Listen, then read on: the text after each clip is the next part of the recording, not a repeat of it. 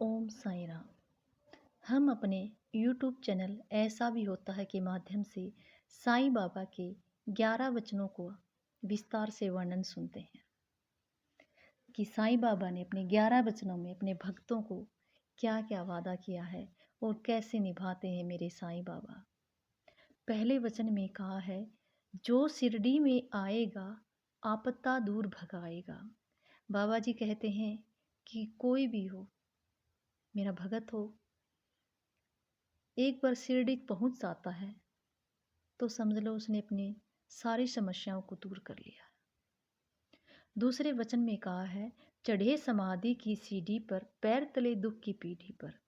और जब वह द्वारिका माई में आता है तो ये समझ लो उससे संबंधित जितने भी जन हैं उनके भी दुख दूर हो जाते हैं। उसके तो होने ही होने हैं, लेकिन उससे संबंधित उसकी पीढ़ी के सारे दुख दूर हो जाते हैं। तीसरे वचन में कहा है, त्याग शरीर चला जाऊंगा, भगत हेतु दौड़ा आऊंगा।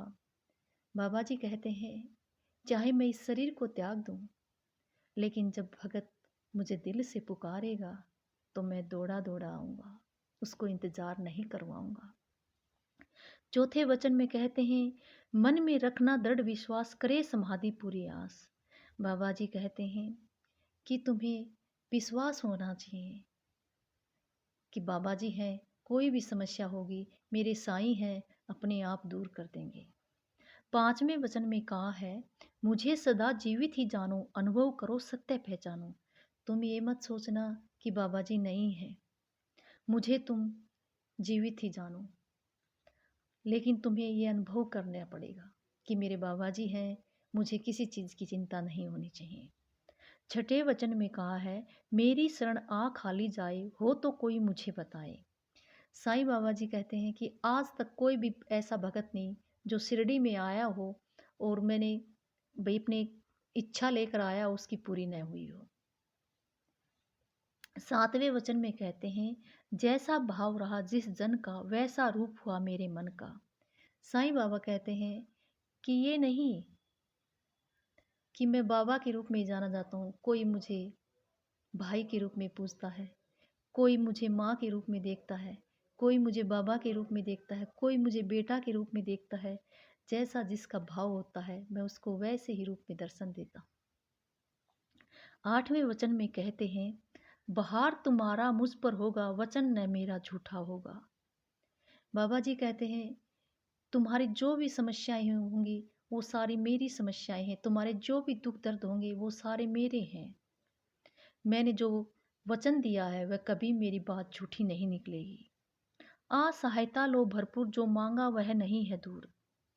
बाबा जी कहते हैं, तुम दिल से दुआ करोगे, दिल से जो चीज़ मांगोगे उसकी मैं कभी मना नहीं करूँगा, वह तुम्हारी इच्छा पूरी करूँगा।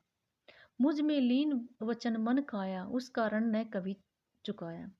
साईं बाबा जी कहते हैं कि जिसने मुझ पे तन मन धन सब कुछ लुटा दिया है, उस कारण तो मैं कभी चुका ही नहीं पाता। मैं तो उस भगत का खुद गुलाम बन जाता हूँ। वो मेरे दर्शन के लिए आए न आए, पर मैं उसको बुला लेता हूँ। 11वें वचन में बाबा जी कहते हैं, धन्य धन्य वह भगत अनन्य, मेरी शरण तज से अन्य।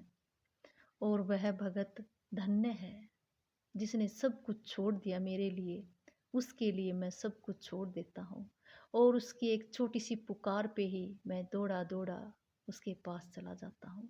उसके सारे दुख दर्दों को अपना लेता हूँ और अपने भक्त की रक्षा करता हूँ।